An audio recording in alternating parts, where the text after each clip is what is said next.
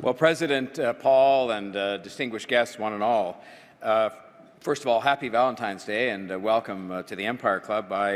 I'm sure there's no place you'd rather be on Valentine's Day than here, hearing me talk about the city's finances. Maybe if we dimmed the lights a little bit, there'd be a slightly better mood in the room. It reminded me of one year, probably about 6 or 7 years ago, when I was a broadcaster, and as is the case today, Barb, my wife, was away for Valentine's Day.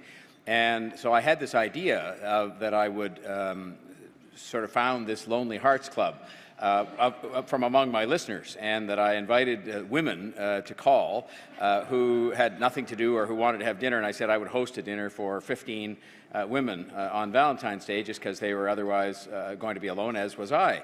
And there was a tremendous response from people. But they had to say why they wanted to come to dinner with me, and I was astounded to find that of the 15 women, like about half of them said that they were going to come to dinner with me because their husbands refused to recognize the existence of Valentine's Day. And I was astounded, thinking, who are these guys? And you know, but in any event, we had the dinner. I haven't been allowed to have one of those since. And I suspect if I did it as mayor, there'd be some tongues would wag over that, so I'm just not doing that. But it is a pleasure for me to be here. May I acknowledge that I am here as one of a council that has responsibility for the affairs of the city, and I want to just welcome some of my colleagues. We're here. Two of them were introduced, Gary Crawford and Anna Bailau, but also Councillor Mary Margaret McMahon, Councillor John Campbell, Councillor Kristen Carmichael-Greb, and Councillor Paul Ainsley are also here, and I would welcome them. I will just single one of them out for attention given the topic of my remarks today, which is to do with the finances and the budget, and that's Gary Crawford. Of all the thankless tasks you can get, in the city government, to be the budget chief is the most thankless of all, because it is a tremendously complex and time-consuming job, and you know, you can't, like a lot of aspects of being in public life, you can't satisfy everybody, or seemingly sometimes you can't satisfy anybody, but he's been working on this all year, and you know, while I'm one of his biggest supporters and sort of, I guess, ending up as the lead spokesperson for what we're all doing, a lot of the work has been done by him. And Gary, I appreciate that, as I'm sure do the people of Toronto very, very much.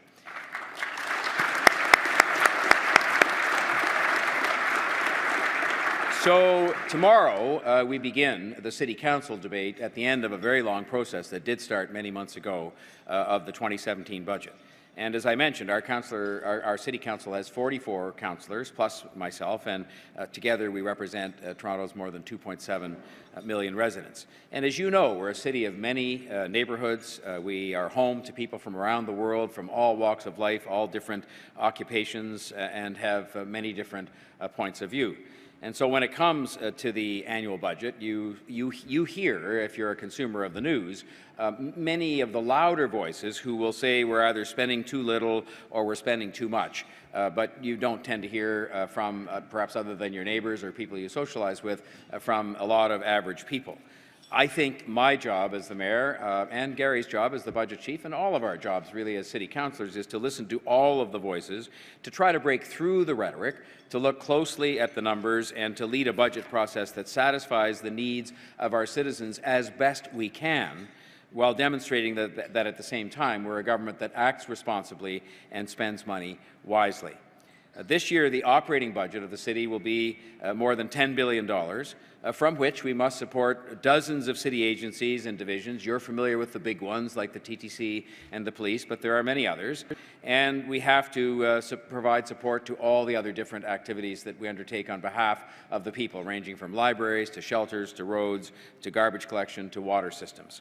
And at the same time, we have a capital budget that is going to be about $2.8 billion this year to expand the different systems that the city needs, and moving forward as part of a 10-year capital plan that is in the neighbourhood of $26.5 billion.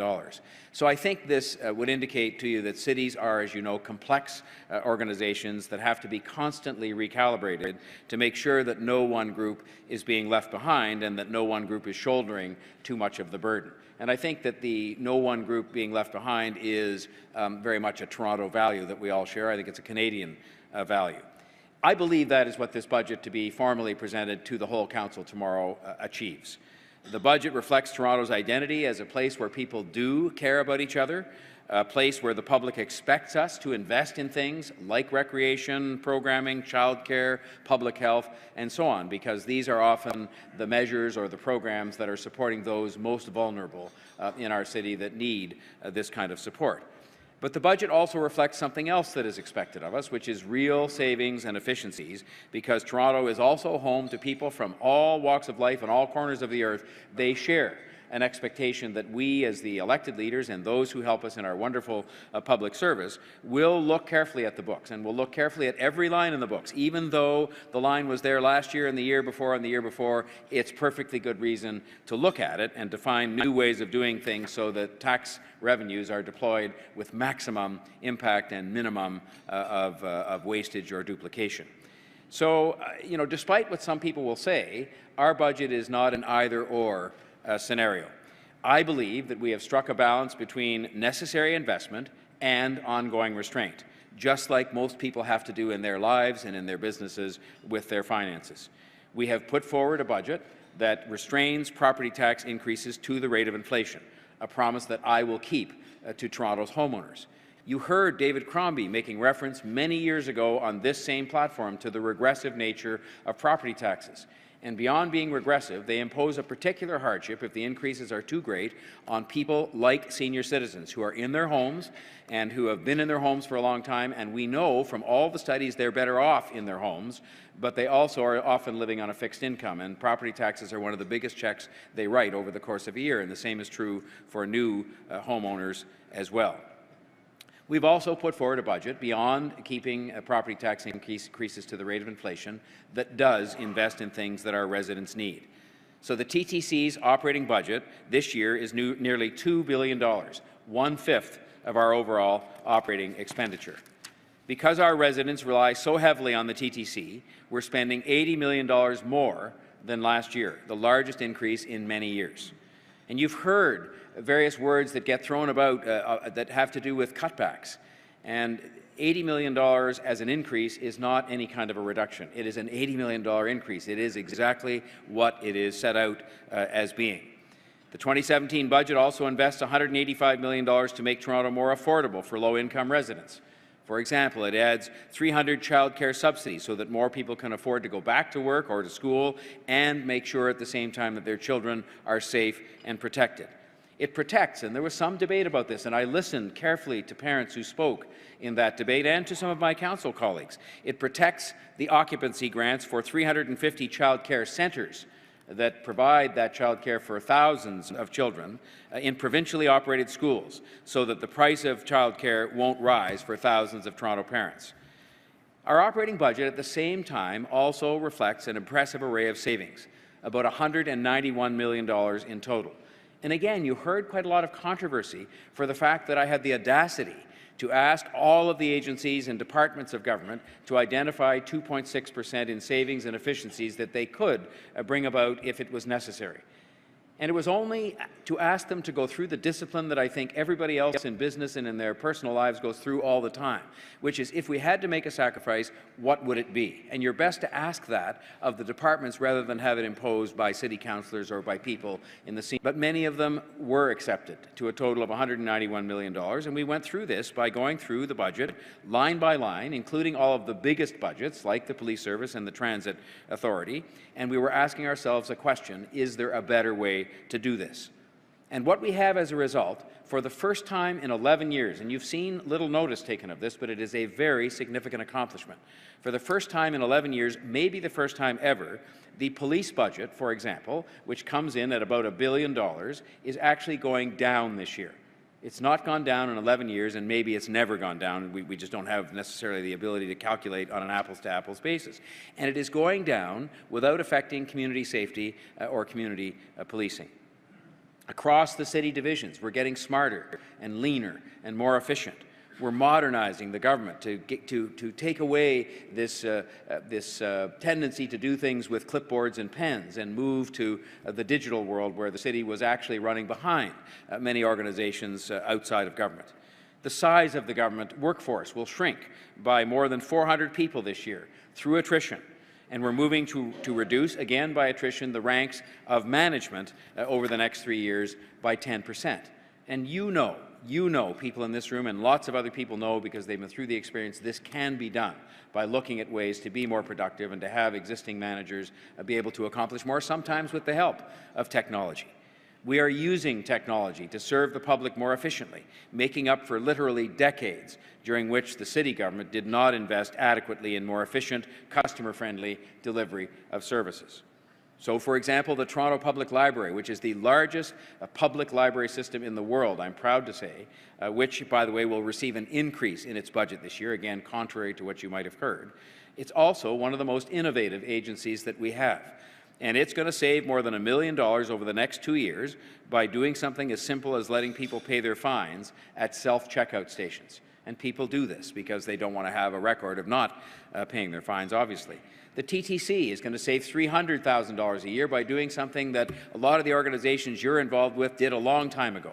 They said to people in many of the parts of their field staff, you will get a TTC-paid landline or a TTC-paid mobile phone, but not both. And I think nowadays, you know from even the habits of your own kids, certainly the same as mine, a lot of them choose not to have 2 phones, they have one, and it's usually the mobile phone. But this kind of modernization allows us to avoid cuts in expenditures and investments on things that help and support families and kids, and allow us to do more to help those families and kids because we look for these efficiencies as part of an exercise that says you must do this as part of the budgeting process. The budget does not cut funding to the arts and culture. It does not cut security for Toronto community housing. It does not cut library hours. It leaves every shelter the city currently funds open and funds several new ones which have been opened in recent weeks. And I know that because I have visited them to see how we're doing in looking after those people who are homeless, sometimes on a temporary basis and sometimes for longer.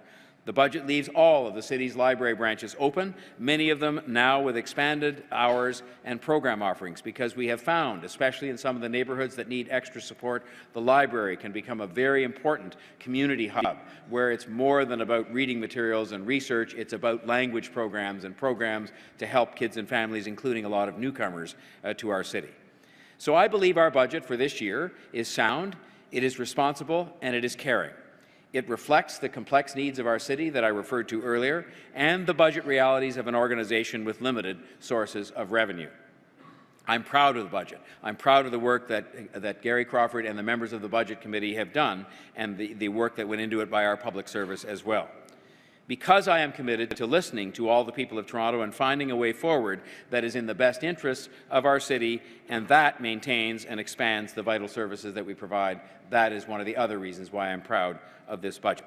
Simply put, I have to believe that we have come close to achieving the balanced outcome that we sought, and I think that most of the people of Toronto would want us to achieve, when, on the one hand, I have a small group of council critics who say we're not spending enough and who call on us for huge property tax hikes to make up for that, while on the same day, another group of City Council critics say that we're spending too much and call for massive cuts to transit and childcare. I have to believe when those two groups on the same day both speak and say, on the one hand, you're not spending enough, spend more and increase taxes a lot more, and on the other hand, there are groups that say taxes are too high, you're spending too much, cut childcare and cut transit, that we've probably arrived at just about the right place if you really look at the best interests of the people of Toronto.